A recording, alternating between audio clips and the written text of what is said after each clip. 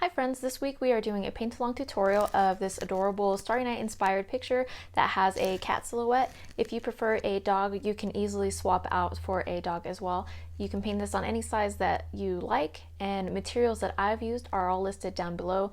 The skill level on this painting is pretty easy, so I hope that even if you have no experience that you will go ahead and give it a shot. You can pause wherever you need to. If you want to see the full painting in real time, it took me just over an hour, and that full-length video is posted on my Patreon. Make sure to like and subscribe to this video if you want to see more of this kind of content, and if you want to see when those videos are posted weekly, make sure to hit that notification bell as well. So for this painting, you will need the following: paints in basic colors. You will need a surface to paint on. Today I'm using an 11 by 14 canvas panel. This one is by Master's Touch, which can be found at any Hobby Lobby, but any brand will do. Just pick something that you like in an appropriate size. The other thing we'll be using are brushes, and I am limiting this painting to 3 to make it easy. We might not even need this one. You could basically do it with 2 brushes. We need a flat brush, which can range from a 3/4 inch size to an inch would be just fine, and a round brush. This one is a number 6. Depending on where you get your brushes, these sizes might vary as well. So I'm just gonna set up my palette real quick.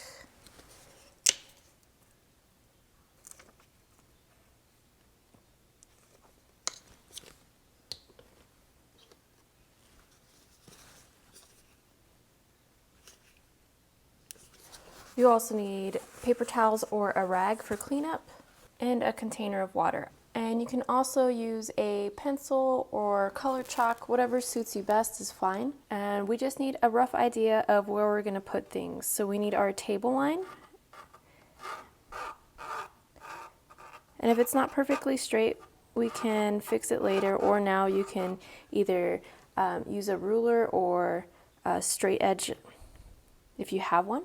And then we're going to need our circle for our moon. There are a couple ways you can go about it to make it easy. If you have a template or a cup to trace out, you can do that. I'm just going to freehand it.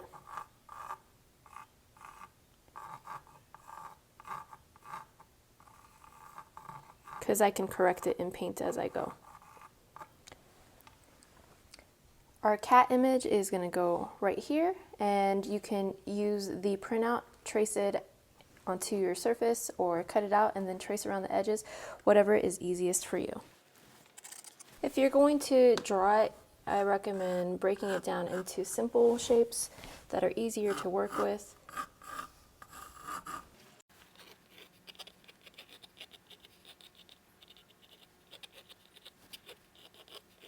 Okay, that's enough to get started. So we're going to start with our sky and our large flat brush.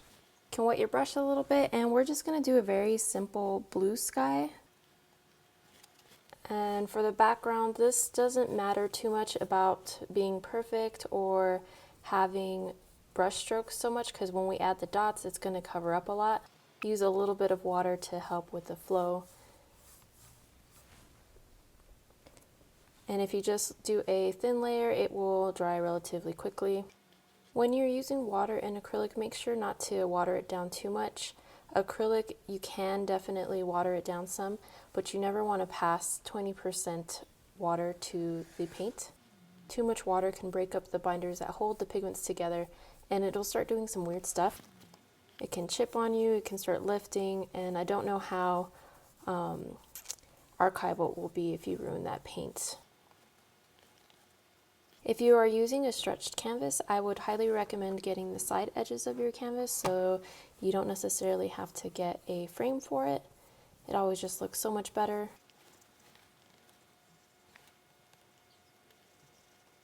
And I'm not too careful about my edges at this point because there's still a lot of work to do where I can clean those up.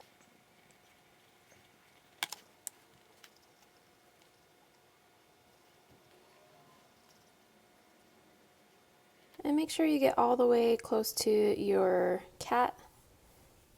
If you're not sure what you want to paint on there, if it's a cat or a dog or whatever, since this is going to be silhouetted, you can actually just paint this whole area blue if it makes it easier for you.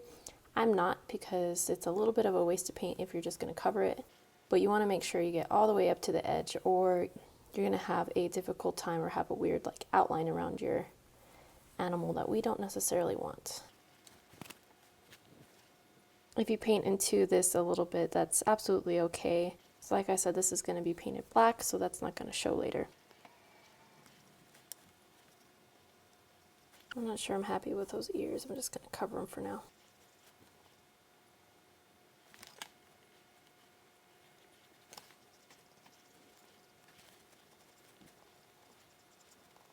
And I'm just going to go back over and even it out a little bit. If you're painting on a bigger surface, you can use a larger brush for this to make it faster. It always helps to use brushes that are appropriately sized to your surface. I think this 1-inch brush is perfect for 11 by 14 and even smaller. It's a little hard to see from my angle, but I think that'll do. It doesn't have to be perfect. For this stage, we are still going to add a lot of those dots later, and that can help cover up any of the things we might think are imperfections right now. I'm just going to wash out this brush, and while that is drying, we'll work on the table portion.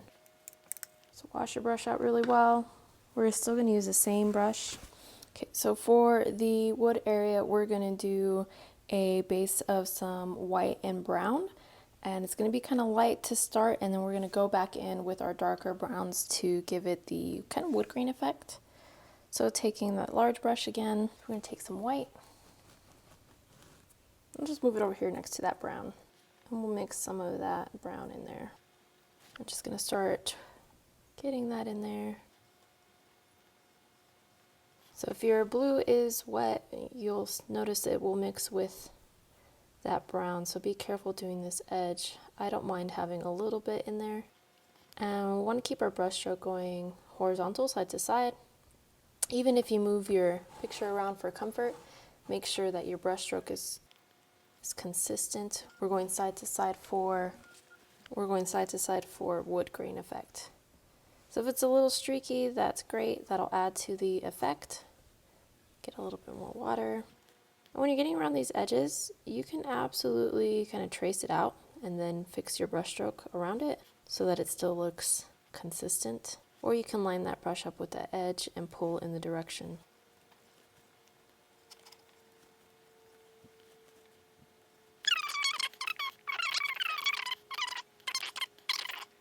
Okay, so we have a base of that light color. Now we can take our darker color, and using that same flat brush, I haven't cleaned it or anything, you can see some of that white paint up there. If you brush it on both sides with a little bit of paint, you can help shape that brush to a nice flat chisel. Now we can hold it horizontally and streak in some darker wood grain bits, and it's just with a loose wrist, kind of flicking back inside, side to side, and loose. They're not stripes. Some of them overlap and they kind of weave in together here and there. Very irregular to make it look very natural and organic. Again, I'm not concerned about these edges, as the cat will be black later. If you were going to do another color, you would want to either be careful, mask it off with tape, or even white this out, clean up the edges before you go and paint your lighter colors. But black will cover it up, so we're okay here. Do both sides before that edge dries. So you can see I'm letting a lot of that light brown show through. And if that underside had dried a bit already, you could still do this. You might want to thin out that brown paint a little bit, the dark brown paint, in order to get some good streaks in there. But it'll work regardless of that underlayer being dry or not. With it wet, it just wants to blend a little bit, so you might have to go in a little heavier and pick up more paint. And I'm doing a real light touch because the harder I press down, the thicker that line will get. Okay, so I'm going to wash out my brush again, try to take out that white paint.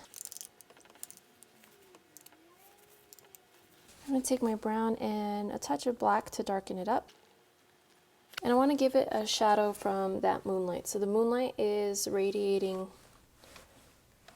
like it does, and that cat is going to block some of those rays. So we're going to put its shadow this way. So we can just take that darker color and keep that side to side loose motion. We want to angle it out, and he's standing kind of tall. So this shadow is very soft because this paint's really wet still. And if you want it to be more intense, you can either let it dry a little bit or go heavy on the paint. So you don't want the edges to be too straight. You can see they're kind of feathered.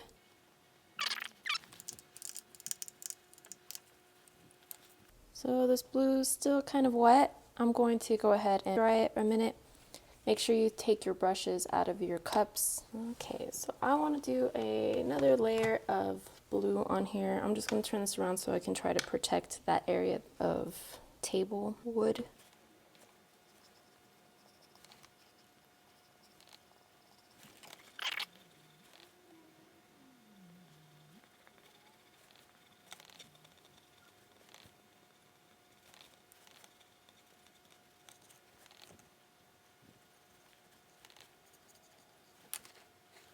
Okay, so another layer on there just to darken it up. It's still not quite even, and that is really okay for this painting.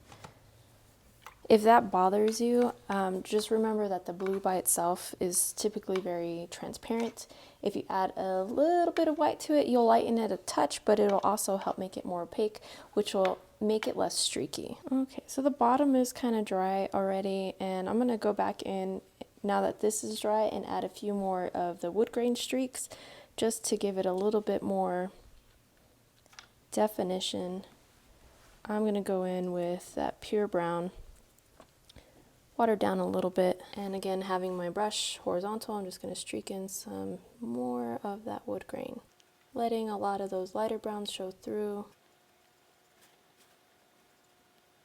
And the hardest part for a lot of people is to not curve these lines just because of how our wrist works. So you want to take a lot of care to make sure that you are staying horizontal.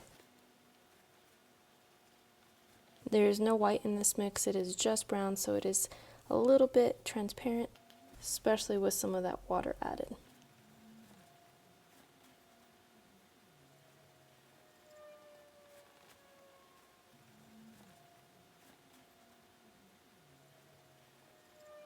So we don't need it super dry, just dry enough to where those undercolors are not going to mix with the colors we put on top. So we really want to make sure this edge is not wet because we're going to start with our moon and we're going to lay in a few stars. That's why we need this a little bit dry. And we can now use our smaller round brush. Again, this is a number 6 round. And we're going to be using some white and some of our yellow. So I just grabbed some white with a clean brush, bring it closer to the yellow, and I'm going to mix right there. And this is kind of a pastel yellow now because I added quite a bit of white. You can water it down if you need to, but make sure you're using clean water to water it down. And we're going to fill in our moon. Rounding out those corners, or excuse me, rounding out those edges so that it looks like a nice moon.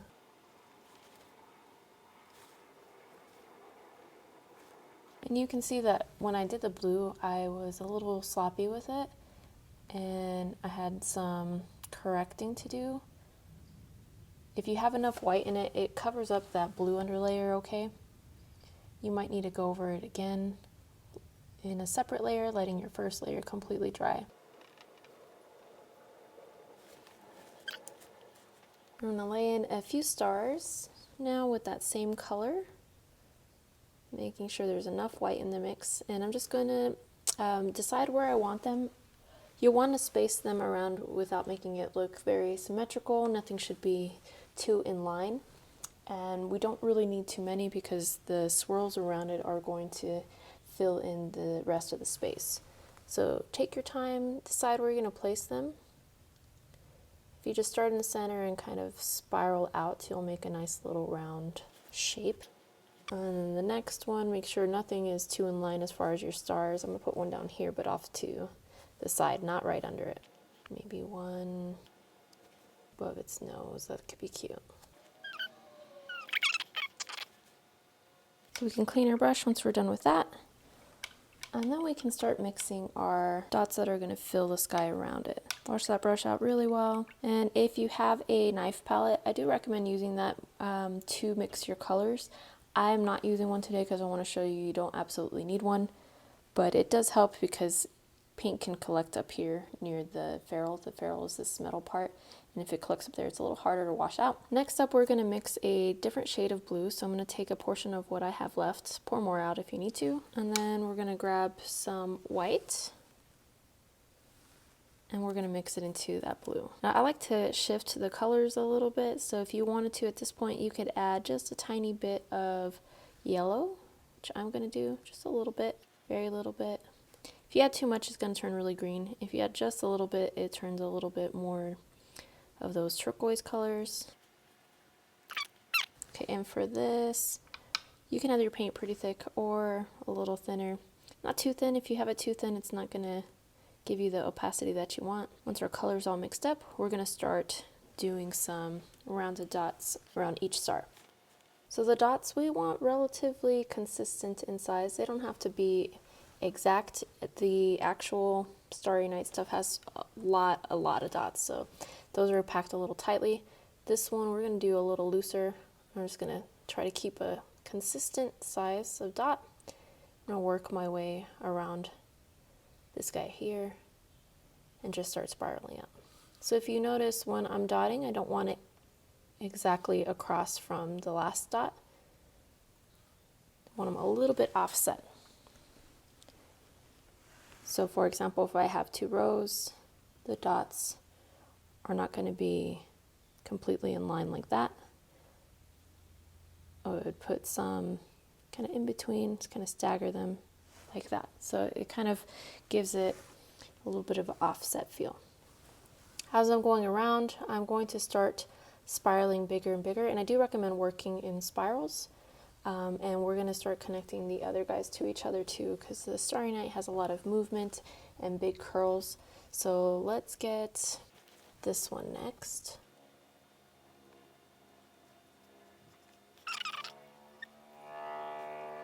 So we got a big curl that way. We'll do this one next, and I don't know if I want him to connect to anybody yet, so I'm just going to go around and kind of do the same thing as the last one. The thing about this painting in particular is we want a lot of movement in those skies. So you can see I have a very loose curl kind of going here. It spirals here and just gently fades off. It can be as close together as you want on these dots. Just want them relatively similar in size. And there's some overlap, that is okay. We do want some of that background blue to show, but overlap is totally okay. Okay, so for these two, I think we're going to do some kind of spiral that connects them this way. If you see how I just mimed it, that's just to kind of get the feel of the direction I'm going to move in.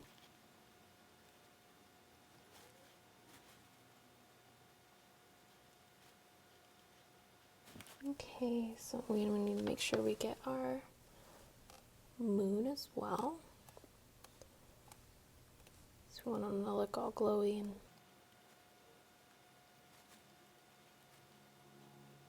and you can go as big as you want with this ring. I'm gonna stop about right there. And I feel like I should have another curl around here somewhere. So I'm gonna leave a spot for another star. Just pretend like he's right in the center there. Just have a lot of empty space and I want more of that movement in there. We'll bring this one down this way. Okay, I think that's okay. Now we're going to do a little bit of a color shift. So we can take something very similar to what we did before, but we'll go a little bit darker and a little bit more yellow this time. So it's just a little bit darker because it has to not be the same shade as what we just used, but it can't be as dark as the background or it's not really going to show. Now for this layer, we're going to just surround everything we've done. So it's going to be right outside the last layer. And if you lay it down and you're not quite happy with that shade, because I think it's really close to the last one, we can tweak it. So I'm going to add a little bit more yellow and blue to it, and I'll just go over those again. Okay, yeah, that's better. That is a little bit more different. And I like to take one curl at a time and just kind of surround it, and then I'll do the next one. You can go 1 round, 2 rounds, however many you want. I'm going to do just 1 for now because some of these are kind of close. Some of these stars are a little close, and I want to show you how we're going to fill in those gaps as we get closer and closer to each.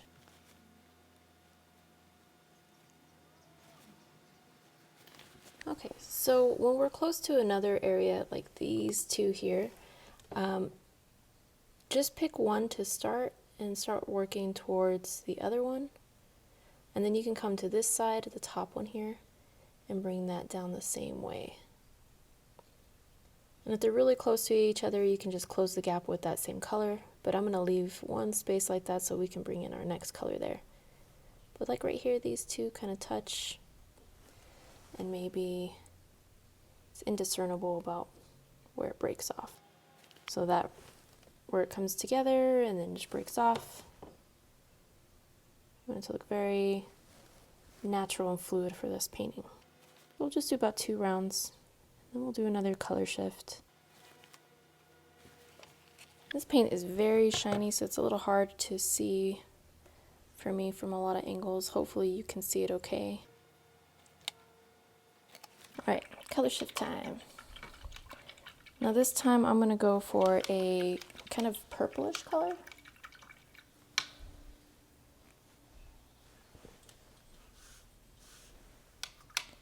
And take a clean brush, some of that blue, some of this red,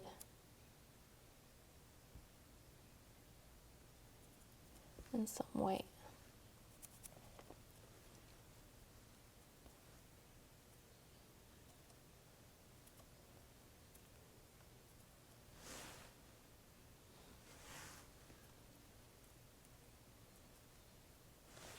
And it's very thick, so I'm going to water it down a bit.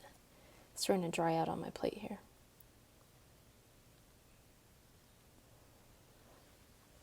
And we'll do the same thing. Next color, fill in the gaps. We do want some contrast between the sky, that background blue, and this color, so make sure that it doesn't just blend into that first shade of blue we did.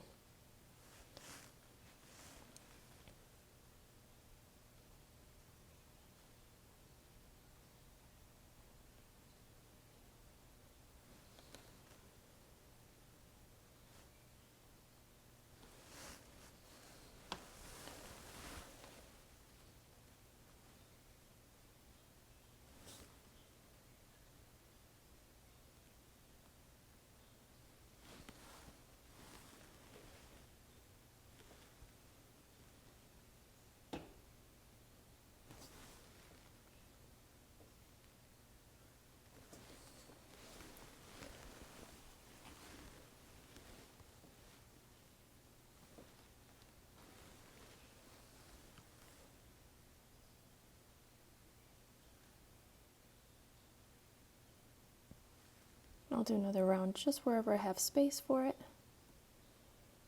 So we're slowly closing up all the gaps.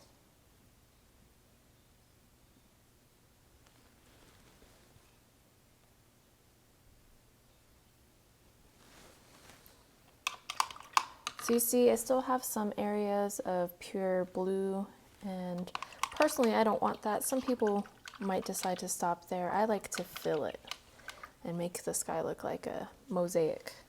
So what I'm going to do now actually is I'm going to go back to that last color and work my way back out backwards.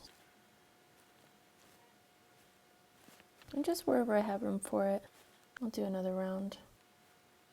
Okay, so at this point you could go back to the next lightest color where we first started, but I don't always do that because I want to keep those light areas around those stars. It's up to you. I think I will do it this time. Back to the first light color. We'll do maybe 2 rounds if we can fit it. And it looks like that's it. So the sky is mostly filled. You can still see a lot of movement.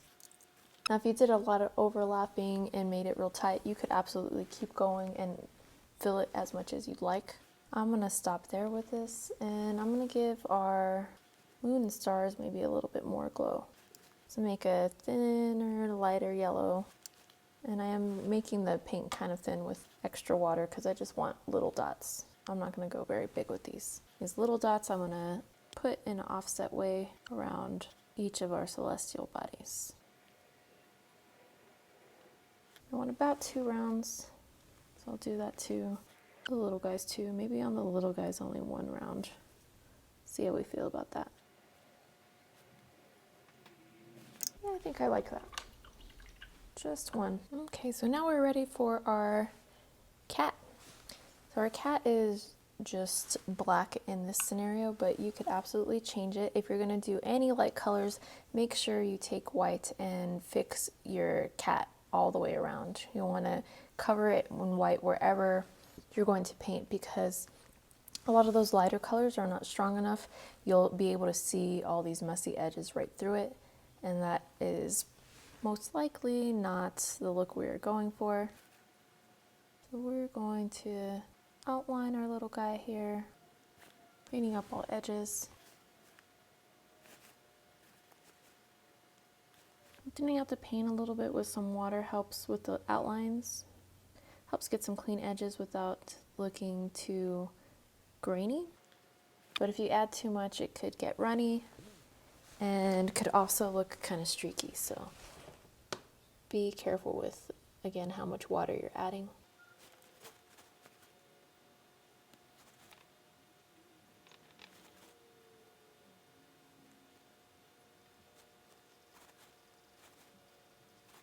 And if you are having difficulty with the shape of your cat, you can find some silhouettes online and just print that out, cut it out, and then trace around it. Or if you have transfer paper, I have a video that will show you how to transfer a drawing or print out to your work surface. And be careful with your tail. You don't want to make it too thick. Yeah, unless it is a long hair cat, you want to keep that tail relatively skinny. It should be a little bit thicker at the base.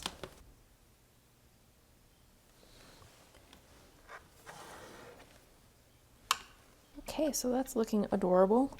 We'll let that dry a little bit, and then we can pop a collar on them and touch up any blacks that we need to. In the meanwhile, we have the option of really taking it like the Starry Night and putting a little bit of red in the center of these shapes here. We can even do a little bit in the moon. And for the moon, I don't like it too red. I actually like it more of an orange color.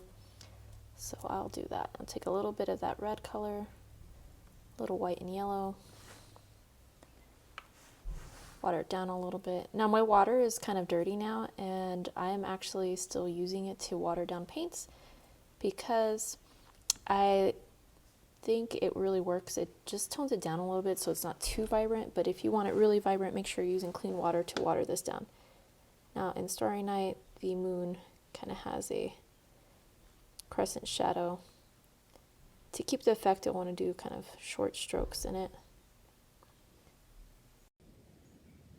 And then you can take a little bit of that same color with a touch more red and just put a little dot inside your stars. Need not be perfect or straight in the middle. I think it looks better actually if it's a little off, but to each their own. Okay, so all we have left are a few optional detail stuff. Using that smaller round brush now, we can take some white and a little bit of black, and we'll make a gray color. If you change the color of your cat or whatever animal you place there, your exact colors might vary. You can also use maybe a little bit of a light yellow mix instead, because it's going to be the moon glow kind of hitting our cat. You can actually add a little bit of that yellow now. Warm up our gray a little bit. It doesn't have to be pure gray. Maybe that moonlight is kind of strong. Yeah, so we'll take this color. And using very little paint, you can water it down again a little bit if you need to. We're going to highlight just the areas that would catch light. So the cat is a 3D form, so we have to think about where that light would hit. It's going to hit both ears, the top of the head, maybe a little bit along the nose and mouth. If you need a smaller brush, you can absolutely swap to a smaller one. If you're using a round brush, you can also roll to a fine point. If your brush is in good condition, it should be able to come to a nice point. A little bit on the hair there, a little bit down the body, and maybe down the side of this leg, just where that moonlight would hit. And I like the look of having a collar. If you get any of these highlights too thick, if you have a black cat, you can easily clean it up by just thinning it back out with some black, but I'm good with that. So now I need a collar on my kitty. I think red might be a nice contrast because we have a little bit in the stars and a touch in the moon. So I'm going to take red, and again, red by itself is very, very transparent. It's very thick now. I'm going to water it down a little bit and add a touch of white again to it. Again, if you add too much, it's going to go pink. But because it's transparent, you do want a little bit in there so it pops. And I'm going to put that red underneath where I gave it the little floof bending up, and it's just going to go across the neck there. This is the back of the cat, so we don't need any tags. You could put a bow or something if you want, if your cat would have a bow in the back. It's up to you. We want it just past the shadow or edge of the cat.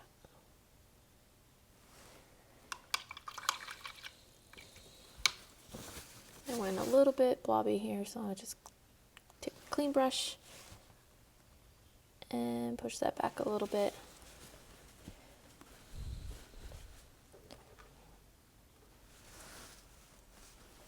And that I'm going to thin out just a touch so it comes off to a nice taper.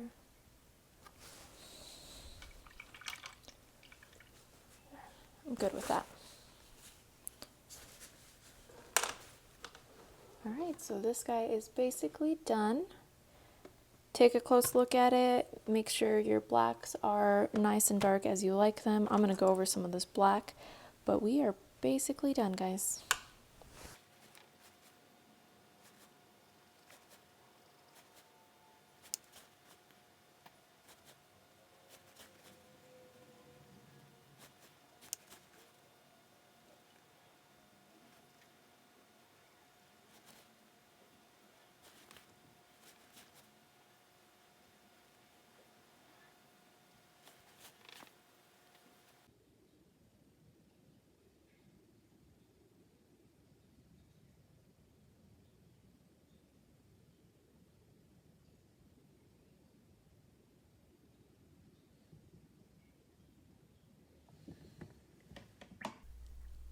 So there it is, guys. I hope you had a lot of fun with it. I know I did. I love painting cats, and I really like Van Gogh and his style. So I would love to see how yours turned out as well.